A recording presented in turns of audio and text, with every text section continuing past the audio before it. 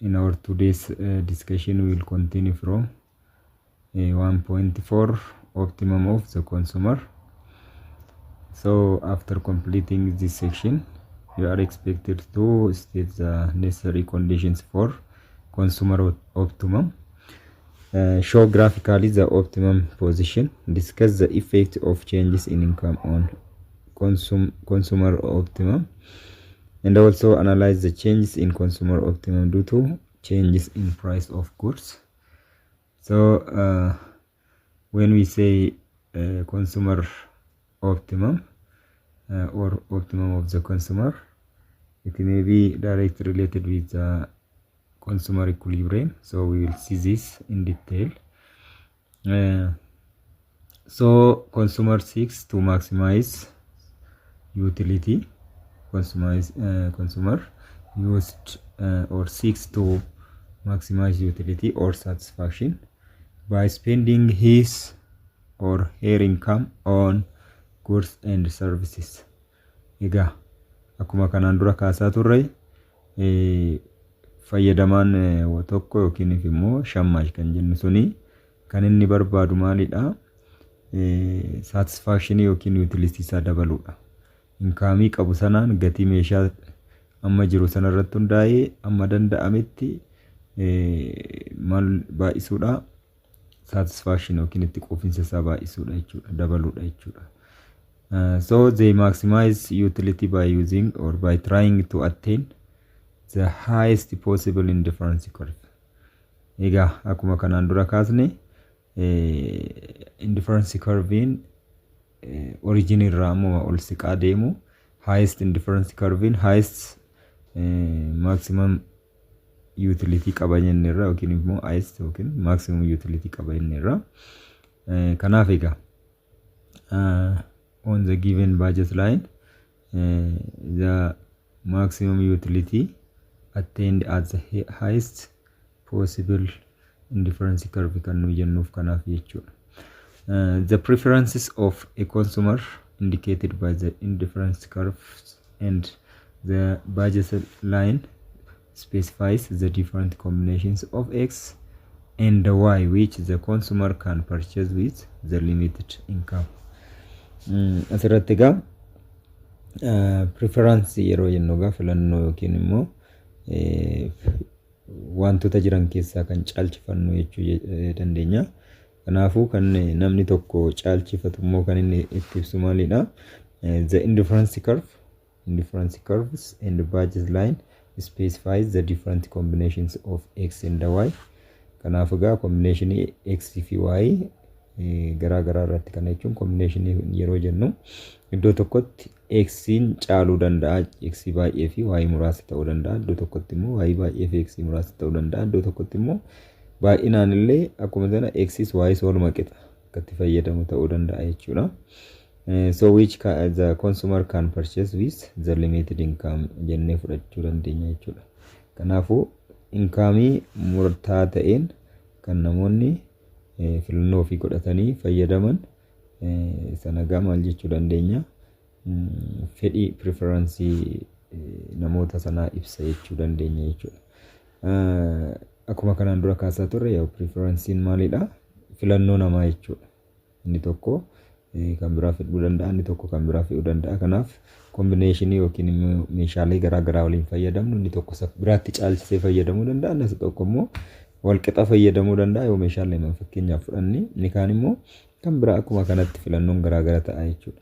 Therefore the consumer tries to obtain the highest possible satisfaction with his or her limited budget or money income jennee kan filannu gaa kanaaf egaa consumer obtain what highest possible satisfaction with what his limited income or money income jennee kan filannu kanarraa kaaneetu jechuudha. Egaa waa'ee preference kanaan dura kaasneerra irra deebinee ibsuun baay'ee barbaachisummaan qabaatu. Namni filannoo isaa waan taasifate tokko preference jechuu dandeenya jechuudha. Fakkeenyaaf namni waan lama walitti fayyadamu tokko muuzii fi burtukaana namni nyaatu tokko fayyadamuu barbaade tokko muuzii firee lamaa fi burtukaana firee 5 walitti fayyadamuu danda'a. muuzii firee 3 fi burtukaana firee 4 walitti fayyadamuu danda'a yookiin immoo muuzii firee 5 fi burtukaana firee 2 kanaaf inni abbaan sun filate isaaf preference isaati jechuudha. This occurs where an indifference curve is at a tangent to the budget line, so that the slope of indifference curve, that means marginal rate of substitution, x to y is equal to the slope of budget line. This one. Egaa asirraa kan hubannu maalidha jechuudha. Maximum satisfaction in bakki itti argama jedhamee yaadamu eessa jechuudha. Where an indifference curve is at a tangent to the budget line, so that the slope of indifference curve is equal to the slope of the budget line yookiin immoo price of x over price y ta'a jechuudha. Kanaaf egaa bakki itti satisfaction in dabalu asiidha jedhameeti kan inni yaadamu jechuudha. Thus the condition for utility maximization, consumer optimization is jechuu dandeenya kana. Utility maximization or consumer optimization or consumer equilibrium occurs where the consumer spends all the income. That means the income is on the budget line and the slope of indifference curve equals to the slope of budget line. Is one gubbaatti jennedha jechuudha. Asitti gamal ta'a jechuudha. Optimum positioning ni ta'a jechuudha. Kuni maalidha? Marginal rate of substitution x to y, budget line slope ida. Slope of budget line iti. Slope of budget line ida. Kuni immoo price of x over price of y immoo slope of indifference curve ida jechuudha. Kanaaf bakki iddoon kun lamaan walitti tangent ta'an yookiin itti wal tuqanitti maaltu uumama jedhamee yaadama?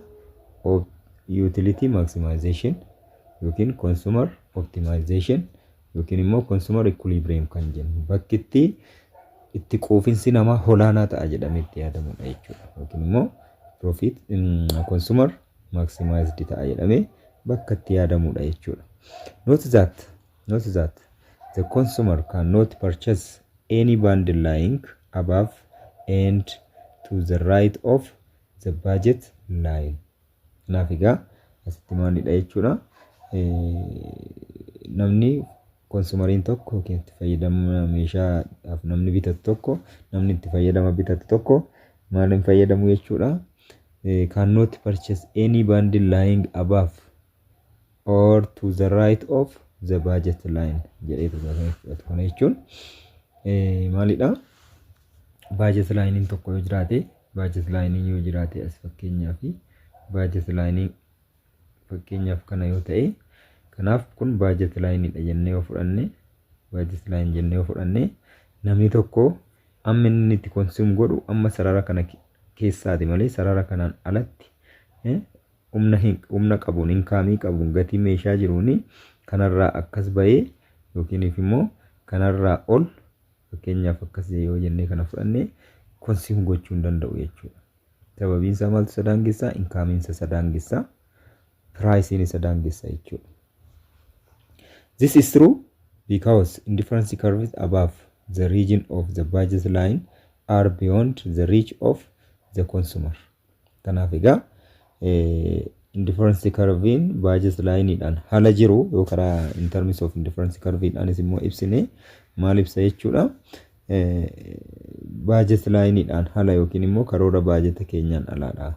Fakkeenyaaf asitti sanaa wal qabsiisnee ibsu yoo barbaachise ammas immoo fakkeenyaaf indifference curve kuni eessarraan ala budget line irraa fagoo jira jechuudha. Indifference curve inni kana fudhanne. Kanaaf indifference curve kuni yoo asitti ta'ee budget line kan jiru as yoo ta'ee kuni unattainable dha jechuudha. Budgetni isaa kanatti sadaangesseera. Indifference curve immoo sana ol yoo ta'e sana attain gochuu hin danda'u, achi qaqqabuu hin danda'u jechuudha konsumariin kun. Achi qaqqabuudhaaf inkaamiin isaa dabaluu barbaachisa yookiin immoo pricing meeshaalee lamaaniyyuu hir'achuu gaafata jechuudha. Kanaaf egaa this is true because indifference curve above region of the budget line are beyond reach of consumer kan nu jenneef kanaaf jechuudha. and are irrelevant for equilibrium consideration.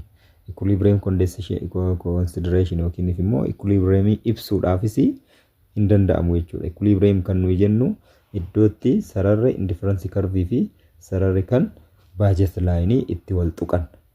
Wal hin tuqne taanaan equilibrium dha jennee yookiin immoo consumer optimization jennee fudhachuu hin dandeenyu jechuudha. Yookiin utility maximization achitti ta'a jennee ibsuudhaaf hin dandeenyu jechuudha. Kanaaf egaa asitti the question then arise as to which combination of x and y the rational consumer will purchase. Kanaaf egaa gaaffiin jiru maalidha jechuudha. Rational consumer kan jennu consumeriin utility isaa or satisfaction isaa income qabu irratti hundaa'ee maximize gochuu barbaadu tokko combination kamirratti kan inni consume gochuu qabu kan jedhudha jechuudha gaaffiin. Graphically the consumer optimum or equilibrium is depicted in figure 1.11. That means this one kanuma jechuudha. Curve kana gaa jechuudha. Asirraa gaa kan hubannu maalidha? There are different indifference curves. Indifference curve 1, indifference curve 2, indifference curve 3, indifference curve 4. But there is what? Only one budget line. Mashii kanarratti indifference curve kun jiraatan iyyuu malee budget line hin jiru garuu tokkichuma kana. Budget line. Kanaaf egaa maal jenneerra? Budget line indifference curve faana iddoon inni itti tangent wal ta'u kana jechuun jennee bakka kana bakka fudhannu kana iddoo kanatti maal jechuu dandeenya jechuudha? Consumer equilibrium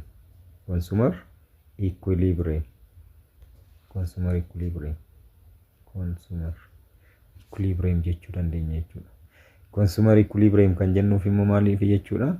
Slopein iddoo kana iddoo kanatti slopein jiru at this point the marginal rate of substitution x to y is equal to the price of x over price of y. Kun immoo maalidha? The slope of budget line kan nuyi jennudha jechuudha. The slope of budget line kan itti price of x, sorry, not yx. Price of x over x over price of y. This is the slope of indifference curve. And this one is the slope of budget line. So this indicates that the consumer equilibrium,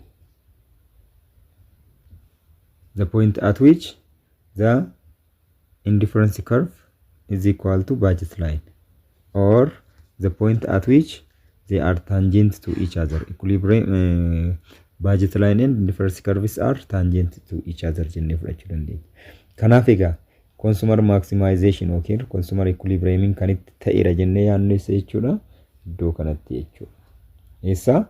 The point at which the indifference curve 3 isheen iddoon itti equilibrium ta'e indifference curve 3 and the budget line are tangent to each other jechuudha. Kanaaf egaa consumer equilibrium achieved kan inni ta'u bakka kanatti jechuudha. Kanaaf ishee kana qalbiidhaan qabachuun baay'ee murteessaadha jechuudha. Kanuma consumer equilibrium yookiin immoo consumer utility maximization point jennee kan nuyi fudhannu jechuudha.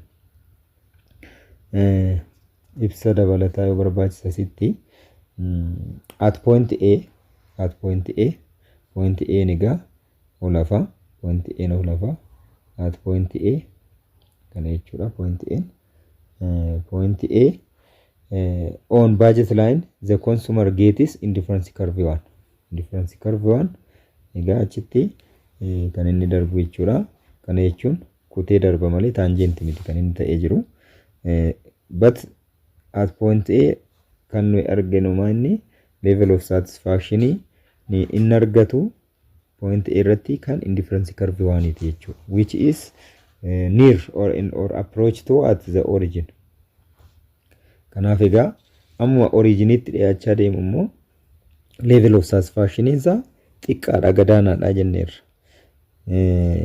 Kan biraa immoo budget line keessa iyyuu haa ta'u malee filannoon biraa ni jiraata jechuudha. Filannoon biraa jiru immoo kan ilaalaa deemnu ta'a jechuudha. When he or she moves downward to the point B, B bira immoo yeroo dhannu iddoo kana jechuudha. Taanjenti bakka inni itti ta'e B kana immoo biraa yeroo dhannu maal ibsina jechuudha? By reallocating his or her total income in favor of X, he or she derives greater level of satisfaction that is indicated by indifference curve. Ammaga yeroo kan indifference curve waan ifana compare goone ilaallu kamturra level of satisfaction olaanaadha jechuudha. Kan B ti jechuudha. Kan B maaliif curve isaa yoo xiqqaate amma tokko bira darbee ol siqeera waan ta'eef jechuudha.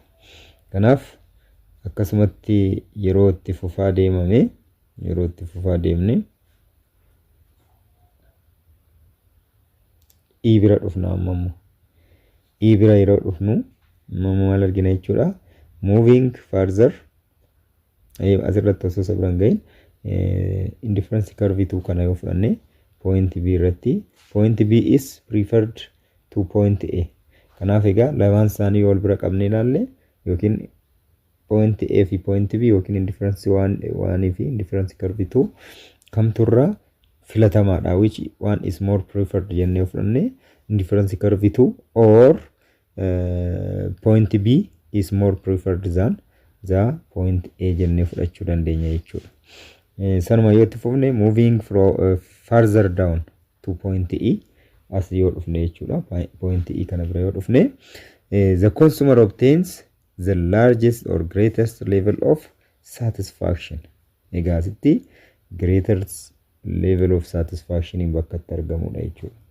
Bakka itti nuti optimum or consumer optimum yookiin consumer equilibrium jennee nuyi itti fudhannudha jechuudha.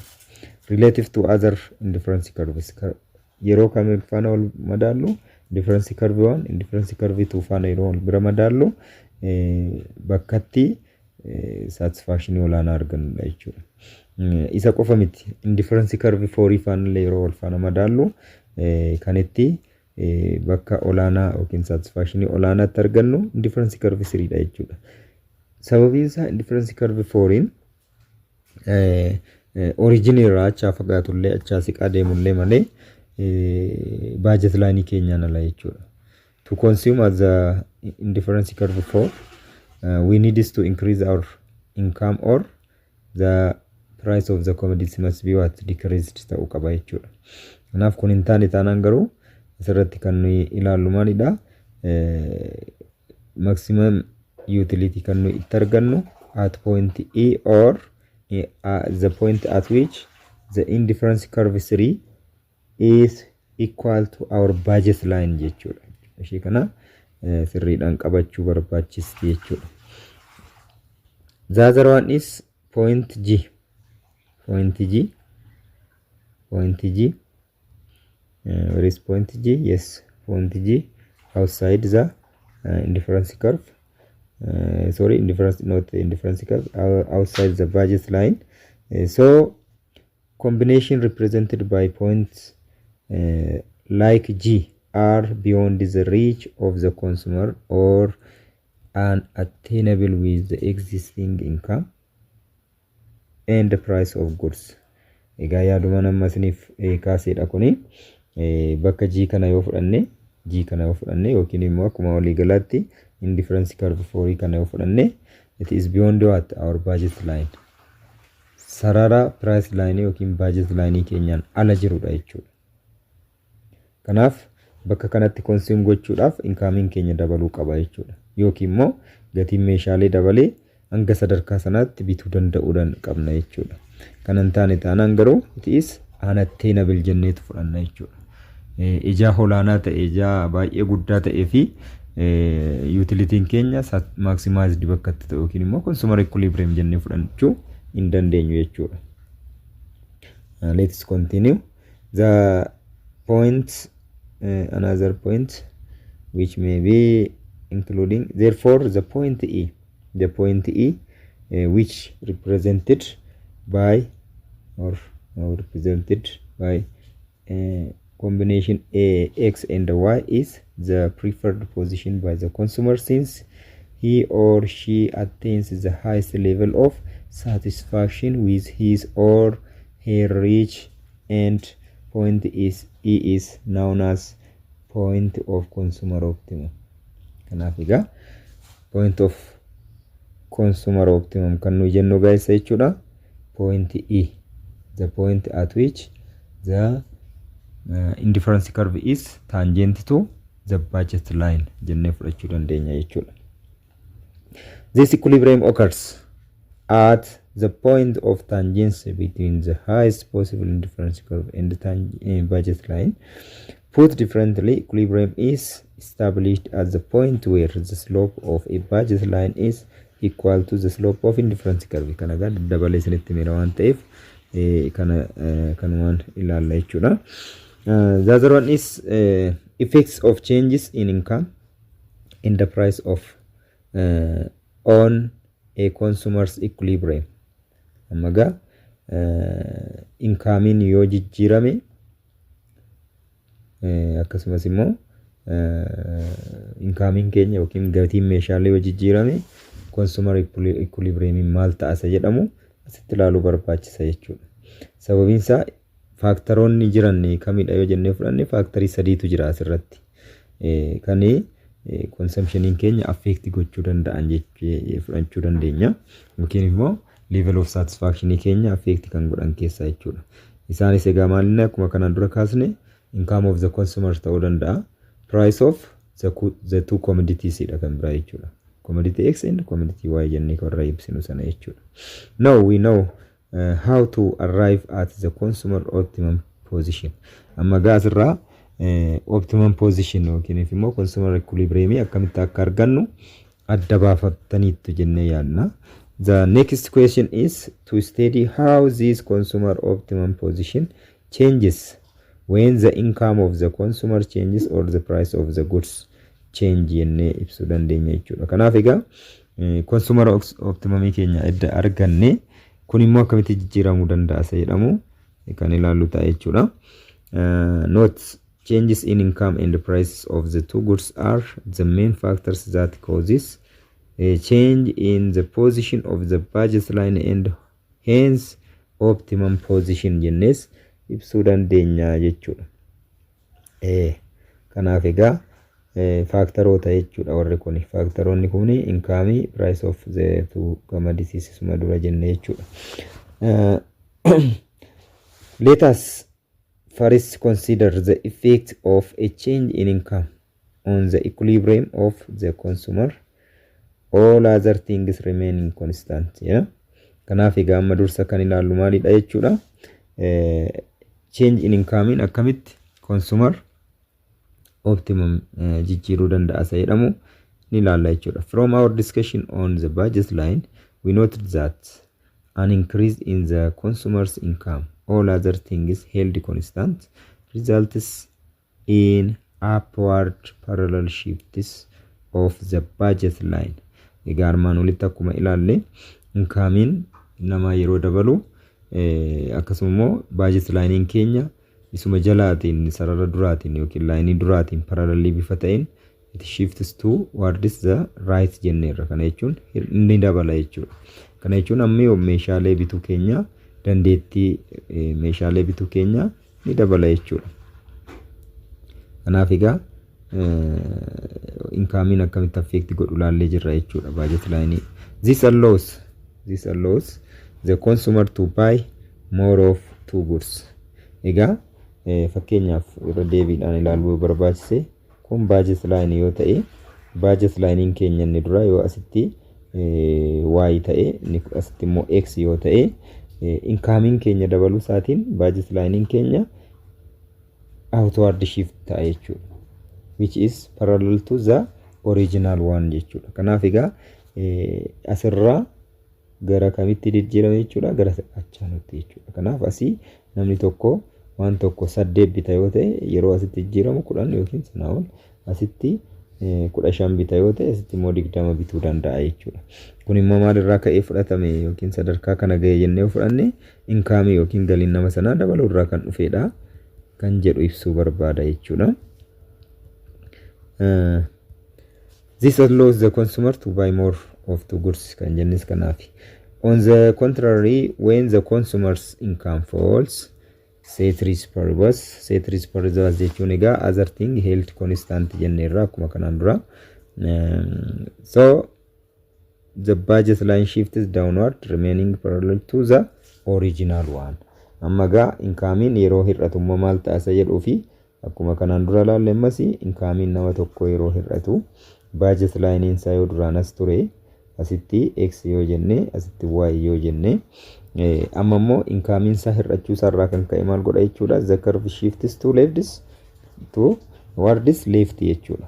Inflation irra ta'uu danda'a, gatii meeshaalee hir'achuu maal isa ganaa kan itti deemnu ta'a. Ammaaf garuu inkaamiin dabaluu isaa qofarraa kan ka'e inkaamiin hir'achuu isaa qofarraa kan ka'e maaltu uumama jechuudha. Asitti budget line keenya shift godha. It shifts towards left jechuudha. Towards left yeroo jennu maal jechuudha?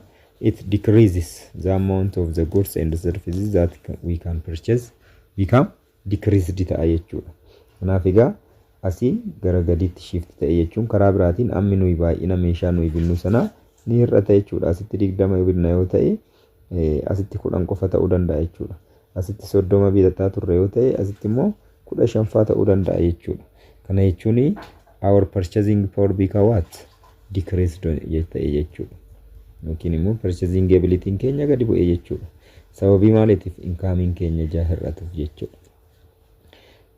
Consider the case of an increase in income. Amaga gara increase in income itti deebise. Following the shifts in the budget line outward, the consumer will be able to meet one of the many indifference curve which were not previously available jedhaga. Kana jechuun egaa incoming keenya yoo dabale budget line keenya outward ta'a yookiin immoo shifts to right ta'a. Sun immoo kan agarsiisu maali dabaluu isaati. Akkasumas immoo indifference curve keenya yoo akkuma kana bakka duran turre irraa change ta'e maaluma jechuudha. This creates a new equilibrium position jechuudha. Amma egaa budget line keenya dabaleera jennee fudhannu. Budget line keenya ammuma dabalu fakkeenyaaf asitti budget line keenya kanas ture asitti 5 kana bitaa turre asitti immoo 6 kana bitaa yoo turre amma immoo yoo ol dabale budget line keenya dandeettii waan yookiin baay'ina nuyi binnu incoming keenya dabaluu irraa kan ka'e yoo dabale fakkeenyaaf 10 ta'e asitti immoo 12 yoo ta'e kana irratti jechuudha. Indifference curve keenya inni dura optimum equilibrium or consumer equilibrium jennee kan nuyi fudhachaa turre inni jalqabaa initialin yookiin inni originally kana ture. The point at which the budget line tangent to the indifference curve jennee fudhannee irra waan ta'eef jechuudha. Amma immoo akkuma kana yoo indifference curve naaraan ammuma budget line keenya dabalu immoo indifference curve naaraan immoo dhufee yoo kanaaf tangent ta'e kana immoo equilibrium new jennee fudhachuu dandeenya or waan jennee yoo fudhanne asitti indifference curve immoo indifference to curve 2 jennee yoo fudhanne amma asitti bakki inni tangent itti walitti ta'e kuni maal ta'a jechuudha. The new equilibrium point ta'a jechuudha. New equilibrium point. Kanaafuu equilibrium point keenya asitti maalidha? New equilibrium point ta'eera jechuudha. Kanaafuu kun egaa maalidha? Newdha jechuudha. Newon kun maalirraa ka'e uumame jechuudha? Incoming keenya dabaluu isaarraa kan ka'e budget line keenya shift outward ta'e jechuudha. Then the point at which it become tangents to the indifference curve becomes what? The new equilibrium point or optimum equilibrium, which is maximizes what?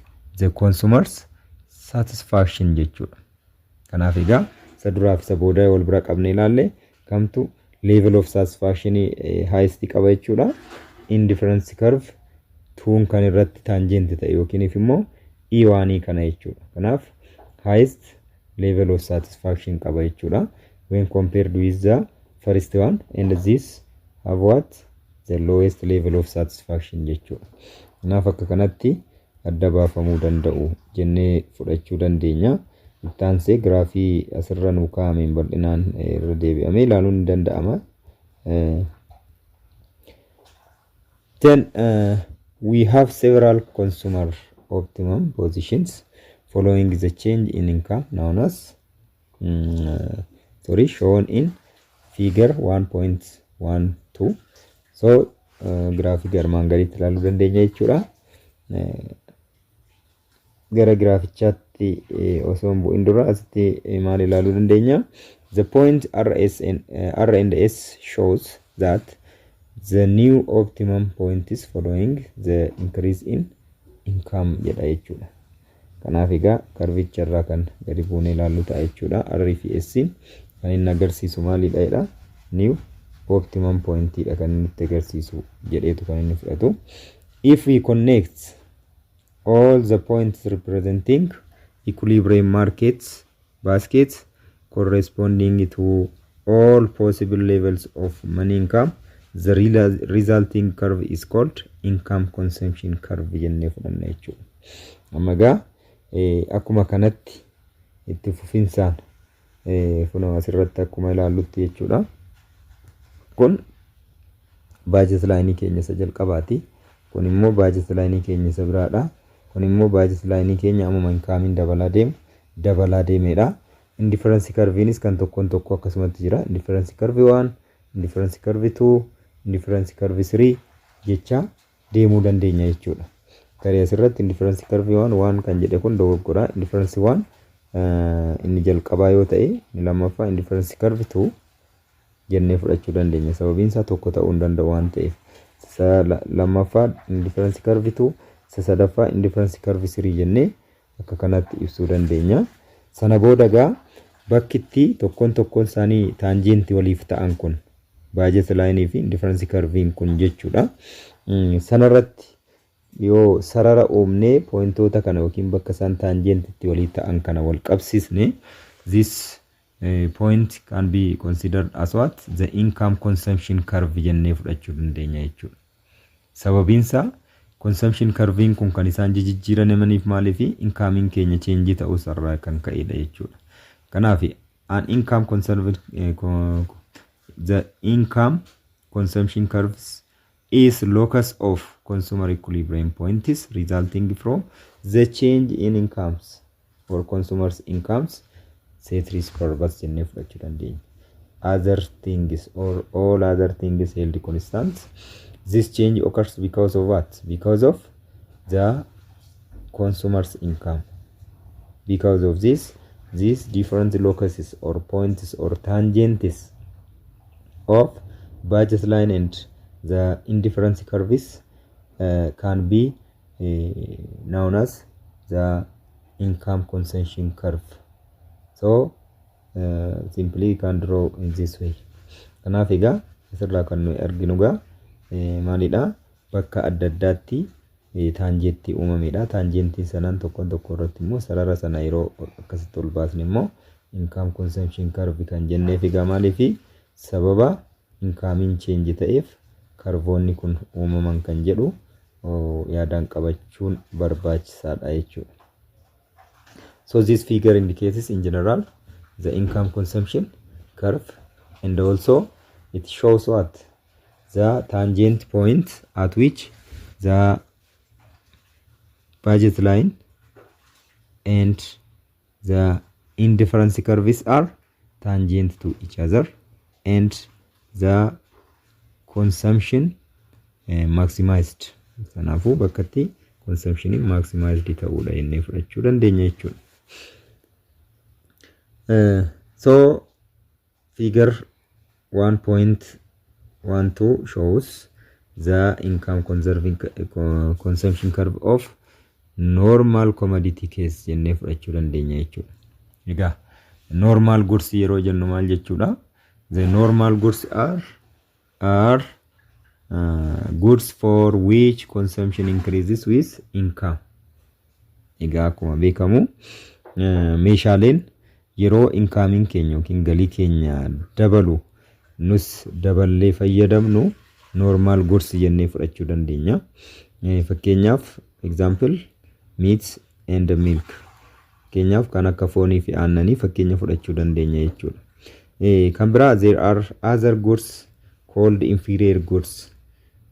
Kanaaf egaa kan normal good adda baasne maalii fi inferior good kan nuyi jennu jiruuf jechuudha. Of which consumption decreases as income of the consumer increases. Egaa inferior goodiin maal jechuudha? Yeroo hunda amma galiin keenya dabalaa deemu wantuma hunda kana daballee bitaa hin deemnu. Wanti nuyi dhiisaa deemnu jira. Ijaa galiin keenya dabaluuf wanti nu madaalu jennee nuyi dhiisnu suni inferior good jennee fudhachuu dandeenya jechuudha. Fakkeenyaaf namni tokko yoo income isaa dabalee galiin isaa baay'ee humnaa ol dabaluu isaa irraa kan ka'e meeshaalee dur itti fayyadamaa jiru sana tuffatee dhiisa ta'e inferior goodidha jechuudha meeshaan sun. Kanaaf yeroo galiin isaa dabalu meeshaa sana dabalee bitaa osoo hin taane meeshaa sana hir'iseetu meeshaa isa caalu bitaa jechuudha. Kanaaf inni tuffatamaan sun maalidha? Inferior good jennee fudhachuu dandeenya.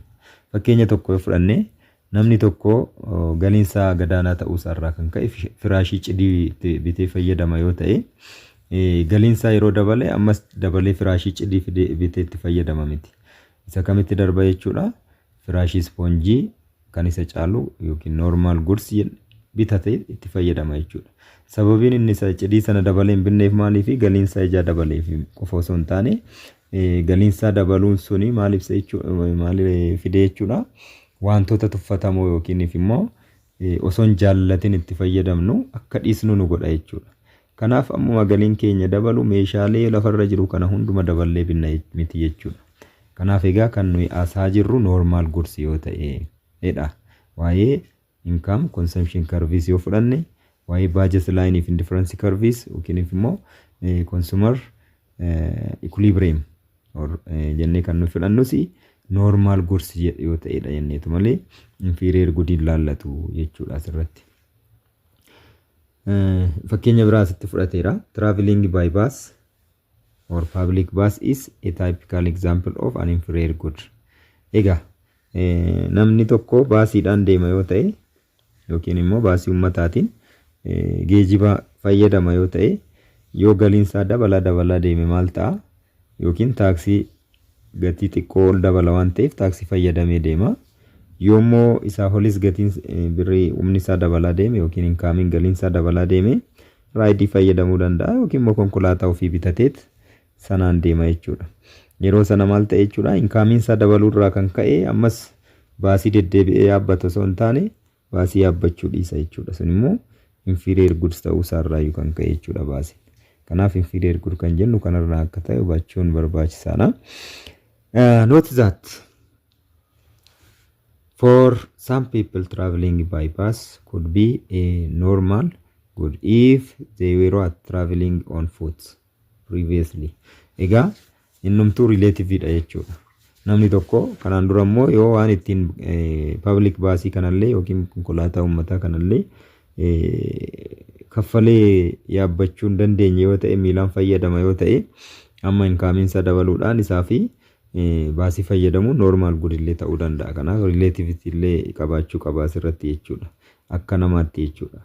In general, however, as income increases or as people gets richer, they tend to reduce their consumption of inferior goods jenna jechuudha. Walumaa galatti egaa namni ammuma galiin isaa dabalaa deemu wantoota tuffatamuudha jedhee yaadu hir'iseetu wantoota hin caalu jedhamu dabalaa isatti fayyadamaa deema jechuudha.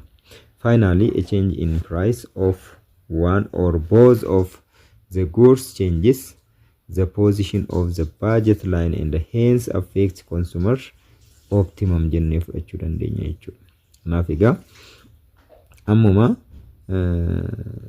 gatiin meeshaalee jijjiiramaa deemu maal ta'a jechuudha. Budget line-iinis immoo akkasuma jijjiiramaa deema jechuudha.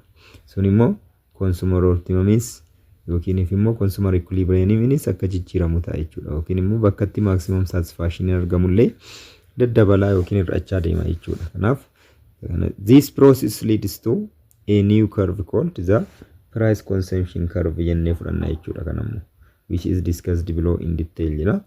Egaa normaan gaditti kan ilaallu ta'a. Isa duraanii maal jenneerraa sababa inkaamiin jijjiiramuun karvoonni garaagaraa uumamaa deeman budget line fi indifference curve yeroo bakka isaan itti taanjenti wal godhan sanarra sarara asii ol sararru income consumption curve jennee fudhanna jenneerraa. Amma immoo sababa piraayitiin sababa gatiin meeshaalee hir'ateen yookiin dabaleen dandeettiin bituu keenyaa yoo hir'ate yookiin dabale maal jennee fudhannaa bakka itti poointoonni taanjentiitti wal godhan sanarra sararree yeroo fudhannu price consumption curve jenneetu kan nuyi fudhannu jechuudha. Egaa asirraa kana wal qabsiisnee maal ilaalla? Price consumption curve and deriving the demand curve jechuudha. Kanaaf egaa price consumption curve kanarraallee demand curve derive gochuu dandeenya, fudhachuu dandeenya jechuudha. Akkamitti isa jedhu kan itti deemnee ilaallu ta'a. Here we study the effects of change in price of the consumption of goods holding money in constant or income constant jenneera. Amma gaa maaltu ta'a? Money income keenya constant akka ta'etti fudhanneetu pricing change yoo ta'e price of the consumption or the goods change yoo ta'e akkam ta'adha. In the discussion of budget line we saw that an increase in the price of good X, for example, decreases the maximum amount of good X that the consumer can buy without affecting the vertical y-intercept of the price, the line. In this case, the budget line rotates inward on the x-axis as presented in figure 1.13. Egaa kana gabaabaatti yaada isaa yeroon isin ibsu maalidha? Meeshaaleen gatiin meeshaalee jijjiirame yeroo jennu meeshaa lama fayyadamna jenneerra. Meeshaa X jedhamuuf meeshaa Y jedhamu fayyadamna jechuudha. Kanaaf gatiin lamaan wal duukaa yookiin hir'atu yookiin immoo wal duukaan dabalu taanaan kan tokko qofatu hir'ate yoo ta'e jijjiiramnis kan irratti argamu kan isa hir'ate san irratti malee kan isa biraa irratti hin ta'u jechuudha. Fakkeenyaaf gatiin meeshaa X jedhamu hir'ateera yoo ta'e amma baay'ina nuyi X binnuutu nuuf dabala jechuudha. Sababiin isaa namni tokko fakkeenyaaf meeshaan tokko yeroo kiiloon tokko qarshii 100 ta'u qarshii 100 yoo qabaate qarshii 100 kiiloo tokko qofa bituu danda'a. Kiiloon tokko qarshii 25 yoo ta'e garuu 4 bituu danda'a, kiiloo 4 bituu danda'a. Kana jechuun gatiin meeshaalee sun hir'achuun maal fida jechuudha? Amma baay'ina meeshaalee binnuu sana nuuf dabala jechuudha. Haa ta'u garuu meeshaalee lama yoo ta'e kan meeshaalee lachuu hin hir'anne yookiin hin daballe taanaan isa tokko irratti jijjiirama fiduu hin qabaatu jechuudha. In this case, the budget line rotates inward kan jenneef egaa maalidha? Asirraa decrease in maximum of amount of good X kan inni fidu yoo maal ta'edha jechuudha? Price of good X yoo increase ta'e jechuudha. Gatiin meeshaa X jedhamu hin dabale yoo ta'e ammi meeshaa X neennu sun immoo maal ta'a jechuudha? Ni hir'ata jechuudha. Faallaansaas akkuma sanaadha. Kanaaf egaa inward kan ta'a kan jenne maaliifi gara keessaatti siqa jechuun amma X nuyi binnu muraasa ta'a jechuudha. A decrease in the price of X will result in outward rotation of the budget line jedheetu kan inni fudhatu. Akkuma sana faallaa sana ammoo gatiin meeshaa X jedhamu yoo hir'ate yoo gatiin isaa hir'ate ammi X bitamu immoo maal ta'a jechuudha? Ni dabala jechuudha. That means the budget line rotates outward towards of what? The X jechuudha yookiin good X jechuudha. Kanaaf meeshaa X jedhamu ammi nuyi bunnu immoo baay'ee ta'a jechuudha. Maal ta'e yoo gatiin isaa hir'ate. If we connect all the point representing equilibrium market baskets corresponding to each price of good X, we get the price consumption curve yenna jechuudha.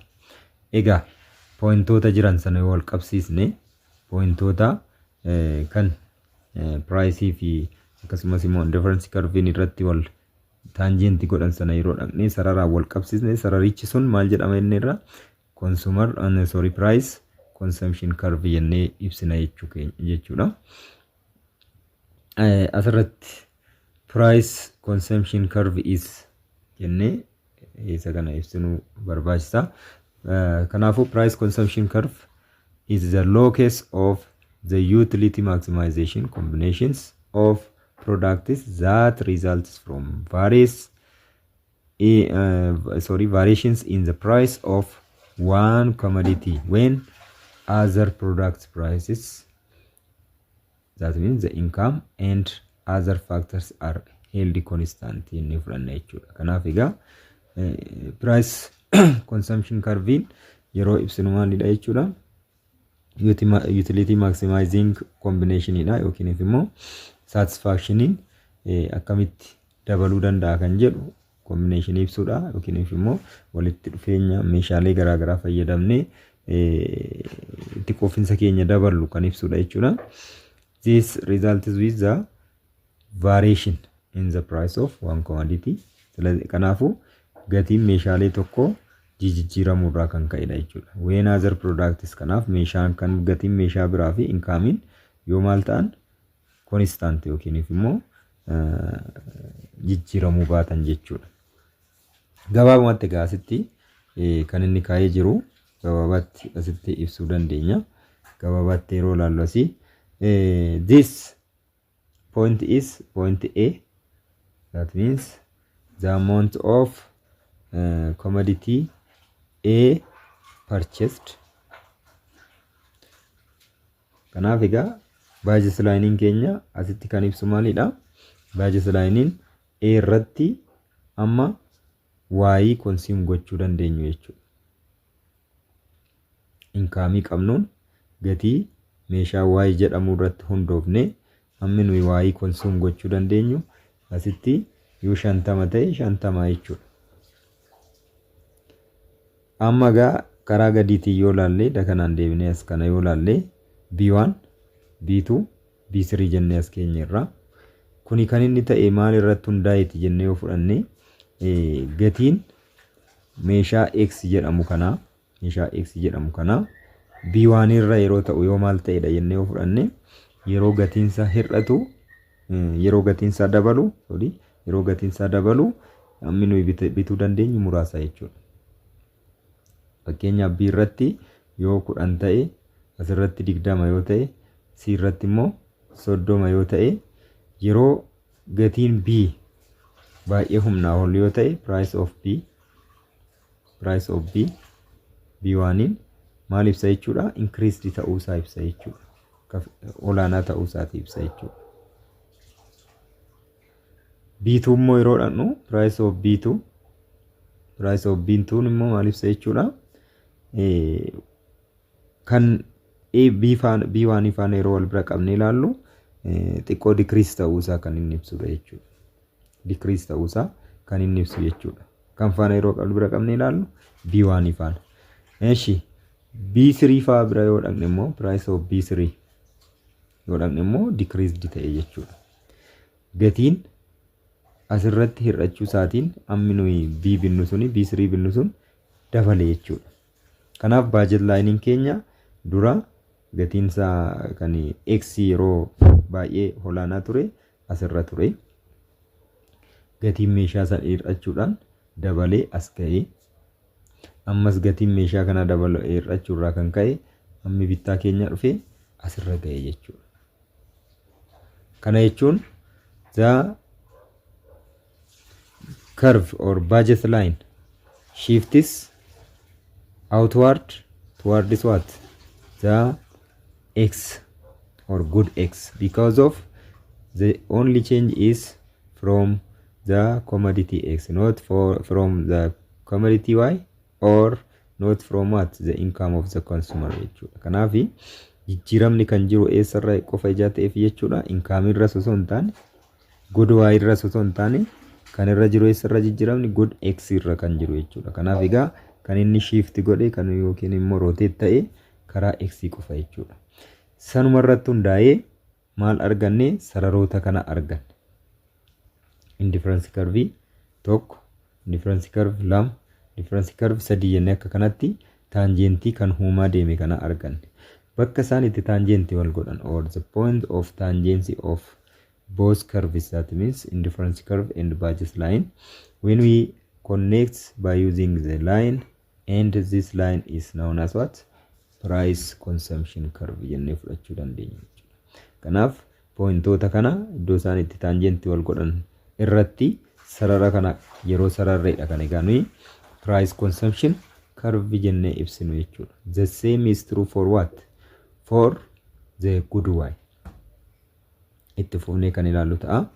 Good y immoo akkuma kana yoo hir'ate yookiin dabalee maaltu ta'a jechuudha. Akkuma kana rotate ta'a. Yoo gatiinsaa dabalee rotate inward ta'a. Yoo gatiinsaa hir'ate immoo rotate outward ta'a or to right ta'a. Akkuma sana ammas maaltu uumama? Tangency with the indifference curve uumama jechuudha. With the indifference curve 1, indifference curve 2 and indifference curve 3. Akkuma kana tangency point isaanii yeroo wal qabsiisne kan nu argannu ammallee maanni price consumption curve. Because of these different tangencies or equilibrium points comes resulting from what? The change in the price of the commodity. Isa gubbaa irratti maal jenneerra? Income consumption curve kan nu jenneef maaliifi the change in the equilibrium point or the different equilibrium points comes resulting from what? The income of the consumers jechuudha. Kanaaf akka kanatti gabaabinumaan ibsuun ni danda'ama jechuudha. Inti isaa qabattaniittu taanaan kan waa'ee ibsuun barbaachisaa natti fakkaatu garuu qabxii muraasa itti fufee waan isinii ibsu ta'a jechuudha. Note that based on figure 1.13 egaa isuma malaalle kana summary godhee yeroo kaawwasi Burgess line AB1 is drawn from the original price. Egaa inni jalqaba maalirraa ka'eetu AB1 kan jennu kuni original price irraa ka'ee yookiin gatii jalqabaa irraa ka'eetu jechuudha. When the price of good X decrease, we have a new Burgess line given by AB2. Egaa ammoo maal ta'e jechuudha? Price of good X in ni hir'ate jechuudha, decrease ta'e jechuudha. Decrease ta'uu isaarraa kan ka'e immoo maal arganne? Burgess line AB2 jalatti argamu sana nuuf kenne jechuudha. A further decrease in the price of good X leads to a new Burgess line AB3. Ammallee price of good X in suni ammas caalatti hir'achuu isaatiin maal ta'e jechuudha? Or the Burgess line curve moves what? Or rotates outward and gives us what? AB3 points. Naaf ishee kana itti qabadha. With the 3 possible Burgess lines, the consumer face 3 equilibrium points. Amaga sadan kana jijjiirama sadan kana irratti uumameen kan qabatee maal ta'e jechuudha? Pointoota yookiin equilibrium yookiin pointoota sadii arganne jechuudha. Kan maal faana tangentii wal godhe? Indifference curve faana jechuudha. And points which are indicated at E1, E2 and E3 jechuudha. Then connecting such optimum points leads to the price consumption curve kan jenne egaa kanarraa kaaneeti kan inni price consumption curve keenya arganne. We derive the demand curve of an individual for a commodity from the price consumption curve. Amaga price consumption curve keenyarraa maal fudhachuu dandeenya? Demand curve fudhachuu dandeenya. Yaa demand curve yeroo jennu downward sloping gadannisi kana jechuun negatively sloped dha. And this indicates that the inverse relationship between the price of the commodity and the demand for the goods and service kan jedhudha. Sanarraa kaanee yeroo fudhannu gaasis maaltu agarsiisa jechuudha? Shapein indifference curve suni demand curve dha agarsiisa jechuudha. Kanaaf kanarraa fudhachuu dandeenya kan jedhudha. Below is an illustration of driving the demand curve when the price of commodity X decreases from PX1 to PX2 to px3 kanaaf egaa piraayisii isa tokkorraa isa lammaffaa isa sadaffaa jedhee amma nuyi hir'achaa deemu kan nuyi hubannu maalidha demand curve illee kanaan akka wal fakkaatudha kanaaf price consumption curve keenya maal nuuf kennuu danda'a demand curve nuuf kennuu danda'a jechuudha the successive decrease in price of good x will rotate the budget line outwards egaa asuma dura laalledha budget line keenya alatti kan inni shift gochaa deemeef maaliifi gatiin meeshaa x ejaa hir'achaa deemeef jechuudha the consumer reaches new optimum points as indicated by intersection between the new budget line and a new indifference curve jennee kan nuyi ibsinus kanarraa kaaneetu jechuudha egaa gabaabumatti asitti derivation kana yeroo fudhanne asirraa maal agarraa qabxiileetti equilibrium 1 equilibrium 2 equilibrium 3 jennee fudhachaa turre sana amma a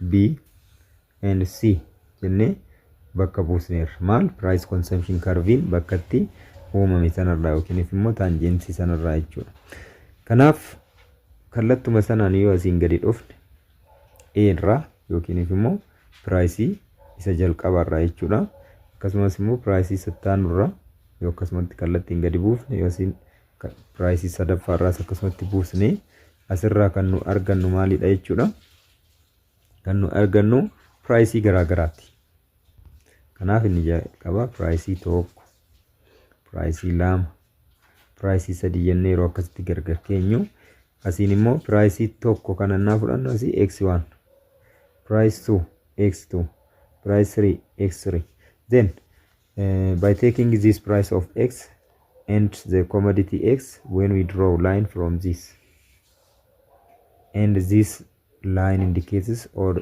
directly gives us what individual demand curve jechuudha egaa kun pricing jijjiiramuu sarraa yookaan income price consumption curve kan uumame kanaaf pricing jijjiiramuu jechuun immoo price 1 kan jedhamu jira price 2 kan jedhamu jira price 3 kan jedhamu jira jechuudha kanaaf priceota kana sadan tarreessinee yoo akkasitti fudhannee isarraa gadi fudhannee maal argachuu dandeenya individual demand curve fudhachuu dandeenya because of the price is inversely proportional to the demand of the commodity jechuu dandeenya jechuudha the demand of the commodity jechuu dandeenya jechuudha kana jechuun maalidha karaa biraatiin kana jechuun maal jechuudha as price increase the demand for the commodity become what decrease and also as price decrease